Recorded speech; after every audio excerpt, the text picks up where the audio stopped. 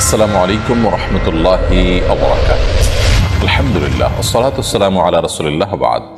সুপ্রিয় দর্শক শ্রোতা, ইসলামিক খাতনার গুরুত্ব কতটুকু? ইসলামিক খাতনার গুরুত্ব অপরিসীম। নবী করিম সাল্লাল্লাহু আলাইহি ওয়াসাল্লাম কয়েকটি কাজকে বলেছেন যে এটা মিনাল ফিতরাহ, এটা প্রকৃতিগত সুন্নাহ, অর্থাৎ প্রত্যেকটা মানুষকেই করতে হয় বা প্রতিটা মানুষকে করা এটা সৃষ্টিগত সুন্নাহ। এবং সকল নবী রাসূল আগে যারা গত হয়েছেন পৃথিবীতে, এটা সকলের সুন্নাহ, সবার মধ্যেই এটি ছিল, অর্থাৎ এর গুরুত্ব অনেক বেশি। তোমাদের থেকে একটি হলো এই খাতনা করা বা মুসলমানি করা, যেটাকে আমরা বলছি।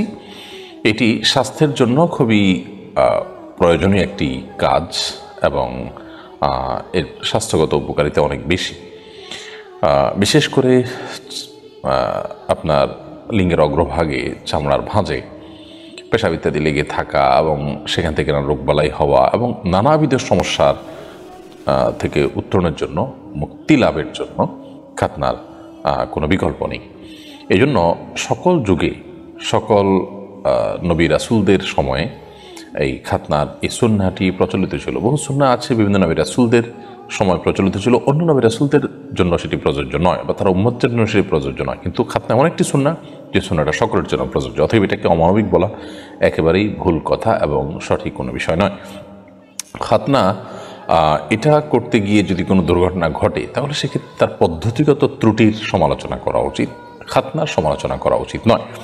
বিশেষ করে পৃথিবীর অনেক দেশে বাচ্চার জন্মের সঙ্গে সঙ্গে খাতনা করে দেওয়া হয় বা জন্মের 7ম দিনে খাতনা করে দেওয়া হয়। আমি আমার নিজের অভিজ্ঞতার কথা বলছি যে মিডল ইস্টে আমার একটা বাচ্চা হয়েছে এবং তার খাতনা হয়েছে জন্মের 7ম দিনে হসপিটালে। যদিও সেখানে ম্যাক্সিমাম বাচ্চাদের জন্মের সাথে সাথেই খাতনা হয়ে যায়। তো সেই খাতনায় তার কোনো কষ্ট অনুভব হয়নি, সে টেরও পায়নি। অত্যন্ত সহজে খাতনা হয়ে যায় এবং বাচ্চা অনেক সময় কাঁদেও না, এত সহজে এটি হয়ে যায়। তো এই জন্য খাতনার পদ্ধতিগত যে ত্রুটি আছে আমাদের দেশে, বিশেষ করে বাচ্চা অনেক বড় হওয়ার পর খাতনা করা হয়, যেটা আসলে তার জন্য কিছুটা কষ্টের। তবে সেই কষ্ট লাঘব করার জন্য বহু উপায় আছে। ফুল অ্যানেস্থেসিয়া দেয়া আদৌ প্রয়োজন আছে কিনা এই কাজের জন্য, বা দিলে সেটার মাত্রার মধ্যে যদি হেরফের হয় তাতে বাচ্চার ক্ষতি হতে পারে, জীবন হুমকির মধ্যে পড়তে পারে। এগুলো তো ইথিক্যাল বিষয় এবং এ বিষয়ে সংশ্লিষ্টরা ভালো বলতে পারবেন এবং তাদের পরামর্শ এবং গাইডলাইন অনুযায়ী এই কাজগুলো করা উচিত।